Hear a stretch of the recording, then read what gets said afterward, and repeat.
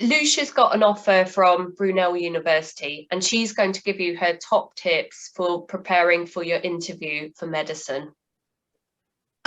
Again, just like in terms of the personal statement, I was a bit nervous about interviews. I'd never done interviews before.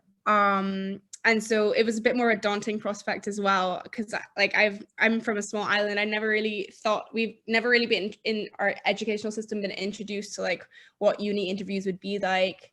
But again, with this help, I found that you should be like confident from the start. I would say that confidence was my main like helper throughout the interviews. I found that it's not only just the preparation of different questions. Yes, there's a bunch of different things that you can do, but if you don't have the confidence there, then you'll find yourself stumbling. You'll find yourself not being able to answer as best that you can.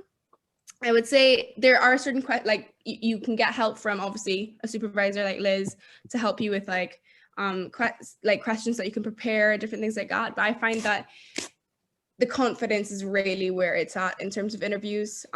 So with that, I kind of ran through some questions with my mom, with Liz, doing different practices. But then I also tried to find different ways that I could include things that will like make me stand out to an interviewer that are a bit more outside the box. And again, you don't really know what to expect from an interview. All you can do is practice and try to be as confident as you can. For me, I was a bit more surprised in my interview with the kind of questions that they were asking. It wasn't like a classic textbook interview where they were just asking me questions about myself. It was actually very different to what I was expecting. They put me in various scenarios, and I had to kind of figure out how I could not only answer the scenarios as best as I could and how I would respond, but also try and fit in the certain things that I'm trying to portray to the interviewer about myself and the kind of doctor that I would be. So It's kind of finding a balance and a middle ground between that, I find, because I find maybe it's also nowadays it seems that interviews are taking a bit more of a modern approach and different style, a very scenario kind of style. It's less of the classic interviews just asking you a bunch of questions about yourself. What scenarios did they use in your interview? So I think it was 5 or 6 different scenarios. So they look at one of them, for example, was putting me in like a clinical scenario based off of, I was a med student. I believe, yes, I was a med student in a clinic, and they were asking me, one of them was like looking at time management skills and like how you can just organize and manage your time. And it was looking at, I was a med student, and a clinic was overwhelmed with a bunch of patients in there.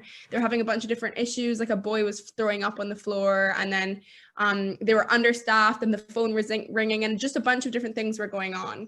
And it was basically asking you how you'd handle this situation, especially as a med student, so someone who's not fully qualified for that, but how you'd handle the situation. And I would say for me, I'm good at answering questions like systematically, and that might be a good approach, like taking things step by step. And I would say that's a good attribute for a doctor to have as well, like to be able to prioritize things and organize their time well, because obviously there are certain tasks that you are going to be more taxing than others and that need attention more frequently than others.